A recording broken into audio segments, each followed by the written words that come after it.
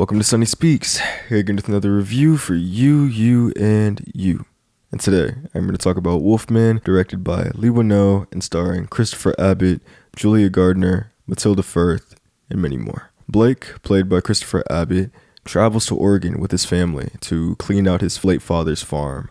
But after a creature in the road causes a crash, he must protect his family and save himself from the creature stalking in moonlight. First off, I love werewolf movies, my favorite being An American Werewolf in London. That movie kind of put me on not to werewolves, but just the werewolf genre. And I think this movie is a great addition to the lycanthropy genre. Christopher Abbott is a solid leading man in this movie, playing Blake. I think that he gives you all the emotions that you need to connect to the Wolfman and the struggle that he has going to the farm and facing his past. The struggles he's having being a father as well, I think, were genuine and relatable. Him as the Wolfman, when he does transform, is really great, honestly.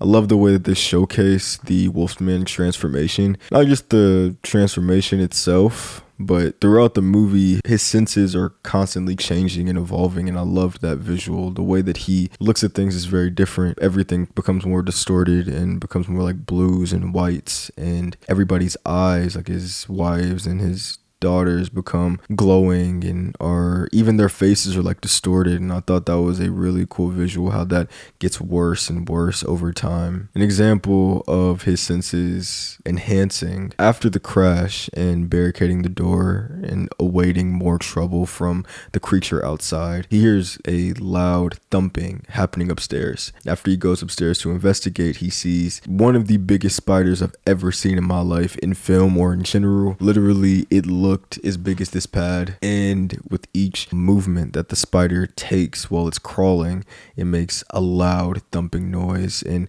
it's so loud in his head that he has a headache and passes out. And I thought that was not only a creepy visual using a spider to do that, but again, like a spider having that loud of an impact when it moves, I thought was a really interesting way to showcase his senses enhancing further. Also, when he speaks to Julia Garner, who plays his wife, Charlotte, while he's transitioning further into the Wolfman, they can't communicate with each other. They have this really cool camera technique where the camera will go this way and it'll be on Blake's side, and he will be seeing her in the same things I was saying before, the blue and white and the distorted faces, or even like when she's talking, it's very echoed out and he's not really able to hear it, and he's like, "What's going on? I can't understand you." And then the camera will pan over, and then the visual will go back to normal, and you're seeing it from her perspective, and she's saying the exact same thing, but they can't understand each other because of the communication barrier. So that was a really cool way to not only show literally what they're going through with the communication, but the fact that earlier in the film they reference, or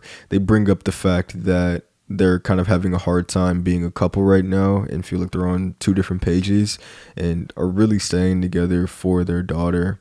And I thought that was a really cool way to metaphorically show the communication barrier that they are going through as a unit right now. Speaking of side characters, Julia Garner I think is really good in this movie. I like how halfway through it, the movie kind of becomes her own. She becomes your main character, seeing it through her perspective, and I thought it was really interesting the way her character arced and showed how brave of a mother she was, despite how she seemed slightly detached from the family unit in the beginning of the movie. Matilda Firth does a okay job playing Ginger, but didn't leave a lot of impact on me. If I'm being honest, I think that Christopher Abbott playing her father, her and him have a good dynamic. They do the thing that you do in these movies when you want to connect to a child and a parent, having them have some sort of bond or some sort of cheesy or corny thing that they share together in order to show their love on screen. So that's how you connect to them when shit hits the fan and all that. But I kind of give that a pass. But I think what kind of drops the ball to me is that they set up the fact that Julia Garner's character playing her mom doesn't feel like she knows how to be her mother anymore, because of, I guess, just what she's going through in life. And I think it would have been very interesting to show them bond over time, as this is affecting both of them in real time. But they kind of dropped the ball on that particular story arc for those two characters and just kind of end the movie whenever it does end without that fully being felt with the sort of landing point that I would like. The horror in this movie is really cool. Jump scares are few and far between, and since it is a werewolf movie, it is full of body horror, and it was really well done. The transformation scene was dope. It got me on the edge of my seat. I was very excited when I started to see kind of the similar tropes that happen. Like, you start to see the nails come off, and then the sharp ones come in, and then you start to see like his limbs start to elongate. They had this really cool shot where he grabs his jaw and breaks it, and I was like, that was so unnerving. I loved it. Christopher Abbott did a great job selling the pain he's going through as well during the entire process. And the build-up makes it even better and harder to look away from, because not only are you awaiting it, but you're also feeling so bad for him because of what he's going through. The ending look for the Wolfman was more mid than good to me personally. But that's just because I like more of a wolf-like werewolf rather than the man wolf type look. But I understand that type of look for some people just is easier to connect to and to relate to the Wolfman, I guess. And again, I think it was still executed very well, just not my particular preference. I do want to talk about really quickly why I love werewolf transformation so much, and I think it's because of the metaphorical aspect of what I think those show. Like in American Werewolf in London, it's such a long scene, drawn out, where his limbs are elongating, his nails are coming off, he's crying, he's howling and screaming and, wanting help and all this stuff. You have to go through all of that stuff in order to have this power, in order to have these enhanced senses and all that. And I think I've always connected to the fact that there's so much pain that these characters have to go through before they are able to evolve in that way. You can't cheat it. And I think that's why the Twilight werewolves never really impacted me that much, because they literally just jump and they transform. But werewolves having to go through so much, and like a show like Being Human has a werewolf character that I really loved that character, and seeing what he goes through even before he transforms, and then seeing that transformation, that was really, it's emotionally charged, and you feel connected to these people when they're going through this pain.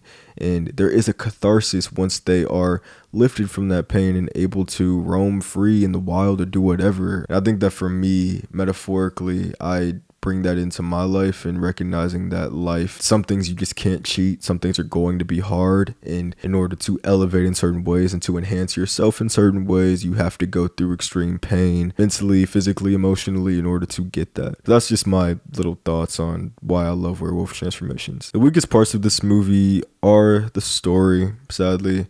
It reveals too much in the beginning, in my opinion, which makes moments later in the movie very predictable. And if I'm being honest, the whole movie is kind of predictable. If you see horror movies a lot, or even if you watch movies a lot, you're not going to be surprised by a lot of things that happen here. But I think the way that they do it, and it really is based on acting as well, and execution on a director's part, and I mean the whole team. I think as long as everybody is executing the vision well, then it's cool. And I think this movie does do a good job at that. The only thing I will say is that I do wish that the Wolfman was a little bit more, and again, I think maybe this is more preference than a real flaw. I don't know exactly what they were going for. And I don't know if this is more connected to the Lon Chaney type of Wolfman. I don't know what type of powers he had compared to like an American Werewolf in London, or even like a Teen Wolf or Being Human or whatever. Never really watched Teen Wolf, by the way. He doesn't really have a lot of powers. Like, he goes through all of this in the transformation, and then it's kind of like he can execute running on all fours. I don't really know exactly what else he really gained as far as enhancement. I mean, again, his senses are heightened. He can hear things clear, he can see in the dark, stuff like that, which is cool. And it's very creepy, some of the scenes where he's seeing in the dark. And they had this really dope shot too of him seeing his family in the dark, and you're seeing it from his perspective, and then it switches over and then you see her and they can't see him. Like, that was really dope. But yeah, I don't really know exactly what else he really gained from that. And I do think that certain moments of him as the Wolfman are never cheesy, but they more just, it was better with him by himself. I'll just say that. I think that there were better ways to showcase the brutality than a certain fight that happens. I think it was just a little cheap. Overall though, Wolfman was a movie I enjoyed a lot. Again, coming from a biased source, so keep that in mind. But I love the werewolf genre, and I think this movie does really interesting things with that idea. A slowish start to me, but I do think once it goes, it doesn't let up. From great visuals, purposeful gore, which is very important in horror movies to me, and a solid enough story to stay connected. So I would give this movie a partly sunny rating because it's short. I don't have the runtime with me right now, but it's a short film that is fun and is very just enjoyable to me. I thought it was a very fun ride, and yeah, I really like the ideas that they chose to bring about in this werewolf rendition. So this has been my review of Wolfman. If you have seen Wolfman, let me know what you think in the comments down below, because perspective is key. I would love to hear your thoughts. I've been seeing more negative things than positive about this movie, and I can definitely see why. Again, I'm a biased source. I love werewolf stuff. Again, An American Werewolf in London is maybe one of my favorite movies of all time, so take that as you will. But yeah, leave it in the comments down below if you have seen it, or if this review makes you want to go see the movie. I would love to hear your thoughts after you go see it, so come back here and let me know what you think. Like and subscribe. Thank you for watching. Thank you for being here. I will be back again, and peace.